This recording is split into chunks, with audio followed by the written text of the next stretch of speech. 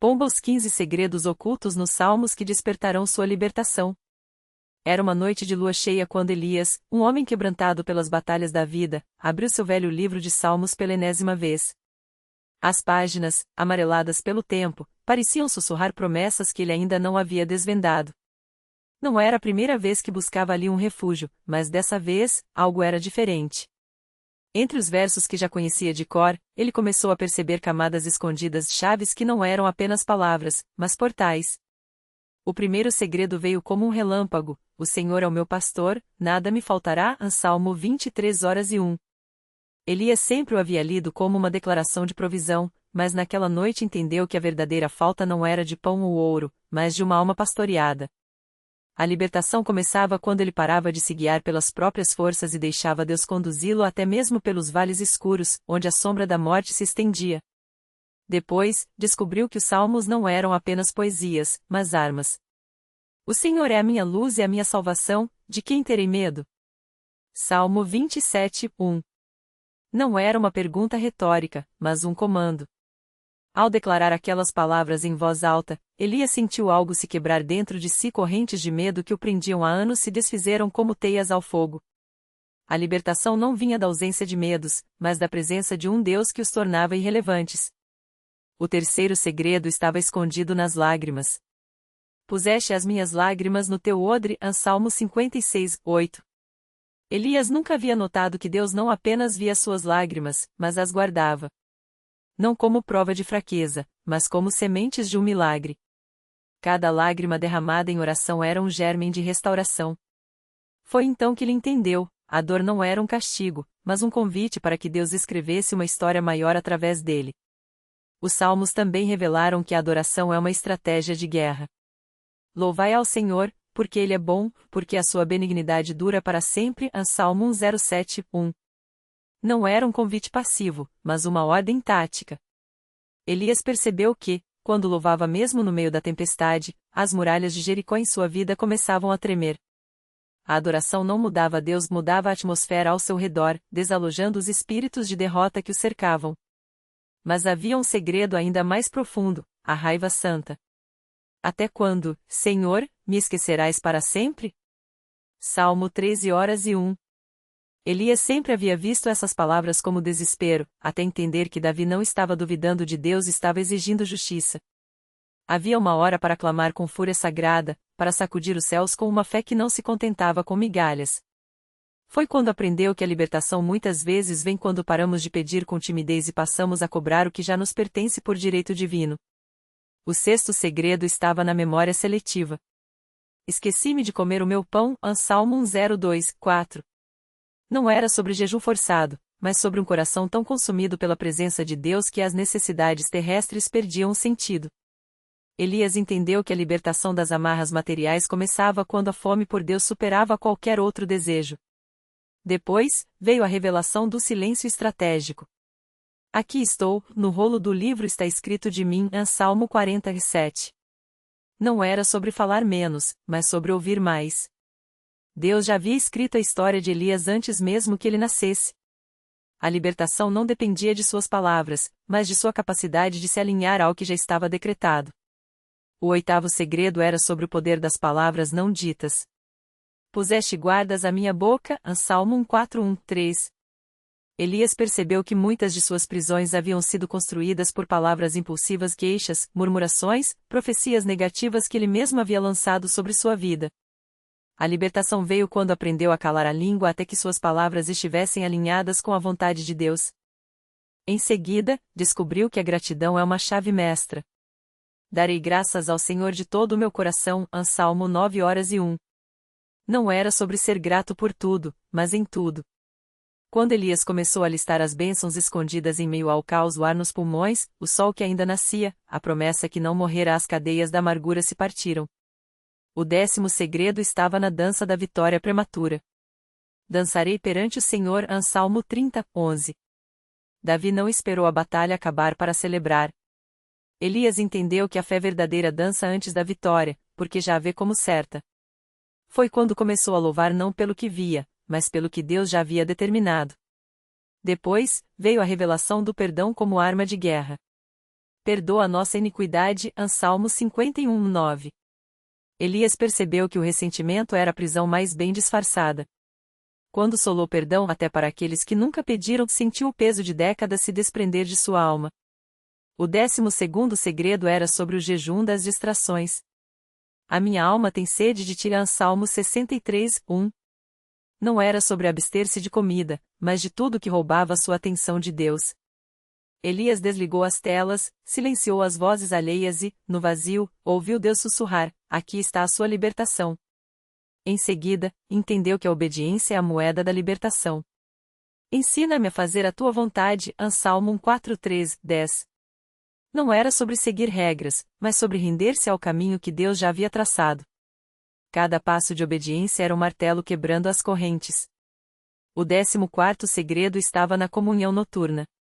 De noite, canto contigo. Salmo 77:6. Elias descobriu que as maiores batalhas são vencidas na intimidade com Deus, quando o mundo dorme. Foi nas madrugadas de oração que as estratégias do inimigo foram expostas e desmontadas.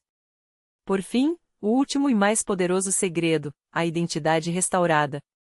Eu disse: vós sois deuses. Salmo 82:6. Não era arrogância, mas uma revelação. Elias entendeu que, em Cristo, ele não era mais vítima, mas herdeiro, não um prisioneiro, mas um libertador.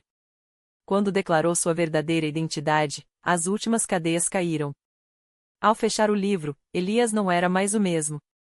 Os salmos não eram apenas poemas, eram mapas para a liberdade. E agora, ele sabia o caminho. A primeira luz da manhã encontrou Elias de pé sobre a colina que dominava a cidade. O vento trazia o cheiro de terra molhada, e as nuvens, ainda carregadas da tempestade da noite anterior, se dissipavam como fumaça diante de um sopro. Ele não tinha dormido. Não depois do que vira. Os salmos não eram apenas palavras, eram chaves. E cada uma delas girara uma fechadura dentro dele. Agora, o que antes era um eco distante de promessa se tornará carne em seus ossos. Ele sentia o peso da autoridade, não como um fardo, mas como uma armadura forjada no fogo da revelação. Ao descer a colina, seus passos não faziam barulho. Não porque o chão fosse macio, mas porque algo em seu andar havia mudado. Não era mais o arrastar de pés de um homem quebrado, mas a marcha firme de quem sabe para onde vai. A cidade acordava como sempre, o padeiro abria as portas da padaria, as crianças corriam pelas ruas estreitas, os comerciantes gritavam seus preços no mercado. Ninguém notou Elias a princípio. Até que ele parou no centro da praça, onde a pedra de execução ainda manchava o chão com o sangue seco dos condenados. Este lugar não tem mais poder sobre vocês, disse ele, não para ninguém em particular, mas para o ar, para as pedras, para as sombras que se agarrava às paredes. Alguém riu. Um homem alto, de braços cruzados, vestindo a túnica bordada dos juízes locais. Outro louco que acha que pode mudar o que sempre foi, escarneceu. As leis são as leis. A pedra é a pedra. E o sangue, bem, o sangue sempre secou sob o sol. Elias não olhou para ele. Em vez disso, estendeu a mão e tocou a pedra. Não com medo, não com hesitação, mas como quem acende uma lâmpada no escuro. Em nome daquele que me enviou, murmurou, esta pedra não mais receberá inocentes. Um tremor percorreu o chão. Não um terremoto, não um estrondo, apenas uma vibração sutil, como o suspiro de algo muito antigo sendo despertado. A pedra rachou ao meio, não com violência, mas como gelo se partindo sob o calor do meio-dia. O silêncio que se seguiu foi mais alto que qualquer grito. O juiz recuou, seu rosto perdendo a cor. As pessoas na praça congelaram, algumas fazendo o sinal da cruz, outras sussurrando orações esquecidas. Elias não sorriu. Não era tempo para triunfo. Era tempo para cumprir o que havia sido escrito muito antes de seu nascimento. Quem aqui está preso? Perguntou, e sua voz não era mais a de um homem, mas a de muitas águas. Quem aqui ainda carrega correntes que não se veem? Uma mulher no fundo da multidão deu um passo à frente. Seu rosto estava marcado por cicatrizes que não vinham de espadas, mas de palavras. Seus olhos, baixos, contavam histórias de noites em que o sono era um luxo e a paz, uma lenda. Eu, disse ela, tão baixo que quase não se ouviu. Eu não consigo perdoar. Elias estendeu a mão. Então deixe que ele o faça por você. Ela hesitou. Depois, como quem salta de um penhasco sem saber se há água embaixo, tocou os dedos dele. E algo se quebrou. Não foi um som, não foi um grito. Foi como se o ar entre eles se partisse, e de repente, ela respirou fundo, como se emergisse de um mar onde esteve se afogando por anos. Está feito, Elias disse, não para ela, mas para o céu. E então, como um fogo que salta de toras secas, outros começaram a se aproximar. Um homem com as costas curvadas pelo peso de uma culpa que não era sua. Uma criança que nunca havia falado, porque lhe disseram que suas palavras não tinham valor. Um velho que esquecera seu próprio nome, tão longo era o tempo que vivia como sombra. Elias não os tocou a todos. Não precisava. Bastava que eles ouvissem a verdade, aquela mesma verdade que o libertara: vocês não são o que fizeram de vocês. Vocês são o que ele diz que vocês são. Quando o sol estava alto, a praça não era mais a mesma. A pedra partida ainda estava lá, mas ninguém mais olhava para ela com medo. As pessoas falavam, riam, choravam, algumas pela primeira vez em décadas. O juiz, pálido, observava de longe. Isso não vai durar, resmungou para si mesmo. Eles vão voltar. Sempre voltam. Elias, como se ouvisse, virou-se para ele. Não havia ódio em seus olhos. Apenas uma tristeza profunda, como quem vê um homem se afogar e recusa a corda. Você também pode ser livre, disse. Basta escolher. O juiz não respondeu. Mas naquela noite, quando a lua estava alta, ele queimou a túnica bordada no quintal de sua casa. E chorou como não chorava desde menino. Elias não ficou para ver. Ele já estava a caminho da próxima cidade, onde outras pedras esperavam ser partidas e outras correntes quebradas. Porque agora ele sabia, a liberdade não era um lugar aonde se chegava. Era um fogo que se carregava. E ele era apenas o primeiro a acendê-lo. A estrada serpeava entre colinas secas, onde o vento arrastava poeira como cinzas de algo queimado há muito tempo. Elias caminhava sem pressa, os pés descalços já acostumados ao chão áspero, as costas marcadas pelo sol e pelas cicatrizes de anos sob o chicote. Mas agora carregava outra coisa, um peso leve, quase imperceptível, como a memória de um nome que se esqueceu de pronunciar. A próxima cidade se anunciava pelo cheiro de fumaça e ferro. Não havia muros, mas as casas de adobe se aglomeravam como animais assustados, e os homens armados patrulhavam as ruas com olhares que não buscavam, apenas vigiam. Era um daqueles lugares onde a lei não era escrita, mas respirada e sufocava devagar. Ele entrou pela porta dos fundos de uma taverna, onde a luz era amarela e o ar espesso com o cheiro de cerveja azeda. No canto, um homem de mãos calosas contava moedas sobre a mesa, enquanto uma mulher de olhos fundos servia canecas sem erguer a vista. Elias sentou-se sem pedir permissão, e o silêncio que se fez foi como uma faca sendo afiada. Você não é daqui, disse o homem das moedas, sem levantar a cabeça. Não. Então não deveria estar aqui. Elias estendeu as mãos sobre a mesa, palmas para cima. As marcas dos grilhões ainda estavam lá, brancas contra a pele morena. Eu vim porque ouvi dizer que nesta cidade as pessoas ainda acreditam em dívidas que não podem ser pagas. O homem finalmente olhou para ele. E reconheceu. Não o rosto, mas o que ele representava. Algo se mexeu em seu peito, uma coisa antiga e doente, como um osso mal soldado. Você é um daqueles, murmurou. Os que pensam que a liberdade é de graça. Eu sei que não é, Elias respondeu. Mas também sei que ninguém nasce devendo. A mulher parou de servir. As canecas tremiam levemente em suas mãos. Do lado de fora, um grito cortou a noite. Não de dor, mas de ordem. Botas pesadas se aproximavam. O homem das moedas fechou os punhos sobre as notas, como se pudesse esmagar o medo junto com o papel. Eles estão procurando por você, sussurrou. Elias não se moveu. Só sorriu, um sorriso que não era de vitória, mas de quem já tinha perdido tudo e descobriu que isso era, afinal, uma espécie de riqueza. Então é melhor me encontrarem, disse. Porque eu também estou procurando por eles. Quando a porta se abriu com um pontapé, a luz da rua invadiu a taverna como uma lâmina. Mas Elias não estava mais ali. Ele havia saído pela janela dos fundos, silencioso como a sombra de uma ideia que ainda não tinha nome. Na manhã seguinte, os sinos da igreja badalaram fora de hora. Não por um casamento, nem por um enterro. Mas porque, pela primeira vez em anos, as portas da prisão estavam escancaradas. E dentro das celas, apenas correntes vazias, balançando como línguas de um sino mudo.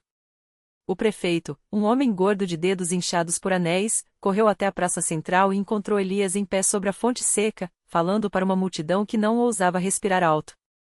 Vocês não precisam de permissão para serem livres, disse ele. Precisam só parar de pedir. Alguém riu. Um riso nervoso, que se espalhou como fogo em palha seca. E então, como se uma represa tivesse se rompido, as pessoas começaram a se mover. Não como uma turba, mas como água encontrando seu caminho, devagar, implacável, inevitável. O prefeito ordenou que o prendessem. Mas seus guardas hesitaram. Um deles, um rapaz de rosto marcado por espinhas, baixou a espada e deu um passo para trás. Eu não vou bater nele, disse, mais para si mesmo do que para o chefe. Não hoje. Elias não sorriu. Não comemorou. Apenas assentiu, como quem reconhece um gesto que já esperava há muito tempo. Quando a poeira baixou, a cidade não era a mesma. Não porque os muros tivessem caído, mas porque algo dentro das pessoas tinha se deslocado uma pedra rolada para longe do túmulo de uma esperança que elas nem sabiam que estava enterrada. Elias partiu antes do anoitecer. Não havia mais nada a fazer ali. A semente já estava plantada, e ele sabia que algumas coisas não precisam de cuidado para crescer. Precisam só de terra fértil. E a terra, depois de tanto tempo adubada com medo, estava finalmente pronta. No caminho para a próxima cidade, ele encontrou um menino sentando à beira da estrada, chutando pedras com os pés descalços. O garoto tinha olhos muito grandes e uma cicatriz no pulso fina, como um fio de linha que alguém tinha puxado com força demais. Você é ele? Perguntou o menino. O homem que quebra correntes. Elias parou. Agachou-se na altura dos olhos do garoto. Eu sou só um homem que aprendeu a não ter medo delas, respondeu. O menino olhou para suas próprias mãos. Depois, com um gesto rápido, arrancou o pedaço de pano sujo que usava como pulseira e o jogou no chão. Me ensina? Pediu. Elias não disse sim. Não disse nada. Apenas estendeu a mão. E quando o menino a pegou, não foi como um discípulo, nem como um seguidor. Foi como quem, pela primeira vez, entende que a liberdade não é algo que se ganha. É algo que se escolhe. Todos os dias. A cada passo. O vento soprava quente entre as ruínas do antigo mercado, carregando o cheiro de terra seca e metal enferrujado. O menino, cujo nome Elias nunca perguntou, apertava com força os dedos do homem enquanto caminhavam lado a lado. Seus pés, agora tão descalços quanto os de Elias, pisavam sem hesitação sobre as pedras pontiagudas, como se o chão, de repente, tivesse deixado de ser um inimigo. Não havia palavras. Não eram necessárias. O garoto observava a maneira como Elias se movia, os ombros relaxados, a respiração lenta, os olhos que não se fixavam em nada e, ainda assim, viam tudo.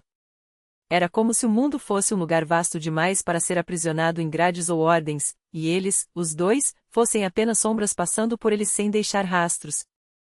Chegaram a um muro baixo, coberto de musgo e marcas de facas. Do outro lado, ouvia-se o rumor abafado de vozes e o estalar de chicotes. O menino parou, sentindo o peso do medo voltar a se enroscar em sua garganta. Elias não o apressou. Esperou. Depois, com um gesto quase imperceptível, apontou para as rachaduras na parede. Veja, murmurou. Até o concreto se cansa de segurar o que não é seu. O garoto engoliu em seco. Estendeu a mão e tocou a pedra, sentindo sua aspereza, sua frialdade. Depois, com um impulso que veio de algum lugar profundo dentro dele, empurrou. O muro não caiu nem mesmo tremeu. Mas algo dentro do menino sim. Uma coisa antiga, uma corrente que ele nem sabia que carregava, estalou. Não é sobre força, disse Elias, como se lesse seus pensamentos. É sobre lembrar que você nunca pertenceu a eles. E então, sem mais cerimônia, Elias pulou. Não por cima do muro, mas através dele como se, por um instante, a pedra se tornasse água, e ele, apenas um peixe voltando para o mar. O menino piscou, atordoado. Quando olhou de novo, Elias já estava do outro lado, estendido na grama seca, sorrindo como se aquilo fosse a coisa mais natural do mundo. Sua vez, disse. O garoto hesitou. Olhou para trás, para o caminho que tinham percorrido as pedras, o pano abandonado, a poeira que já começava a apagar suas pegadas. Depois, respirou fundo. E pulou. Não foi elegante. Tropeçou, arranhou o joelho, caiu de rosto no chão. Mas quando se levantou, estava rindo. Um riso rouco, desconhecido, que parecia vir de um lugar que ele havia esquecido dentro de si. Elias se levantou e sacudiu a poeira das calças. Não elogiou. Não disse que tinha sido bem-sucedido. Apenas começou a andar de novo, e o menino seguiu, agora com um passo mais leve, como se o chão, de repente, fosse feito de algo mais maleável do que terra e pedra. À medida que o sol caía, pintando o céu de um vermelho sujo, eles chegaram à beira do rio. Água turva, lenta, carregando detritos e segredos. O garoto parou, olhando para a correnteza como se ela fosse um espelho que mostrasse não seu reflexo, mas algo muito mais antigo. E se eu não conseguir? Perguntou, tão baixo que as palavras quase se perderam no vento. Elias não respondeu de imediato. Tirou do bolso um pequeno objeto de metal, uma corrente quebrada, os elos oxidados, um deles ainda com um pedaço de pele seca grudado. Jogou-a na água. Os dois assistiram em silêncio enquanto ela afundava, desaparecendo sem um som. Você já conseguiu, disse Elias. O resto é só prática. O menino olhou para as próprias mãos. Não havia mais marcas nelas, nenhuma pulseira, nenhuma cicatriz nova. Mas algo havia mudado. Algo que não podia ser visto, apenas sentido como o eco de um grito que finalmente encontra o silêncio. E quando a noite caiu, eles seguiram rio abaixo, dois vultos contra a escuridão, sem pressa, sem destino. Porque, afinal, a liberdade não era um lugar para onde se ia. Era o jeito como se andava. O rio os levou sem resistência, como se soubesse que não havia mais nada a reter. A água, antes um espelho de dúvidas, agora refletia apenas o céu rasgado de estrelas, algumas fixas, outras tremeluzindo como se também estivessem soltas. Elias não falou mais sobre o passado. Não foi preciso. O menino, que já não era tão menino, sentia o peso das coisas não ditas se dissolvendo na correnteza, como a corrente afundada, algo que um dia apertou, mas agora só existia como memória do que doeu. Aprendeu que algumas feridas não cicatrizam por fechar, mas por se abrirem tanto que já não há bordas para costurar. Nos dias que se seguiram, pararam onde a fome ou o cansaço mandavam.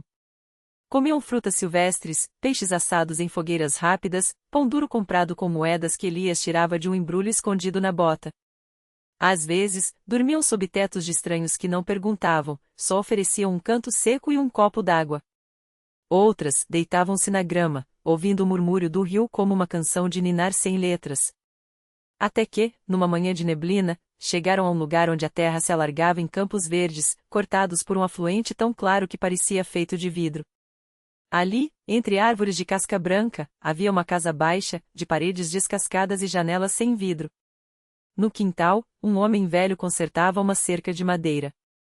Levantou os olhos quando eles se aproximaram, mas não se surpreendeu. Chegaram, disse, como se já os esperasse há anos. Elias sorriu pela primeira vez em semanas. Um sorriso pequeno, torto, que não pedia permissão. Chegamos, respondeu. O menino olhou para a casa, para o homem, para Elias. Não havia sinais, nem promessas, nem juramentos. Apenas o entendimento mudo de que ali, naquela terra sem nome, poderiam ficar. Ou ir embora. Ou simplesmente ser, sem que isso precisasse de explicação. Naquela noite, enquanto o fogo crepitava abaixo, Elias contou uma história não sobre amarras, nem sobre fugas, mas sobre um pássaro que voava tão alto que as nuvens achavam que ele era uma delas. O menino escutou com os olhos semicerrados, sentindo o calor das chamas no rosto. Quando acabou, ninguém disse nada. O velho adormeceu na cadeira de balanço, Elias ficou olhando as brasas, e o menino, pela primeira vez, não teve medo do silêncio. Porque a liberdade, afinal, não era a ausência de algo. Era o som do vento nas folhas, o gosto da água fria, a certeza de que, dali em diante, cada passo seria dado por escolha mesmo que essa escolha fosse não escolher nada. E assim, quando o sol nasceu no dia seguinte, eles ainda estavam lá.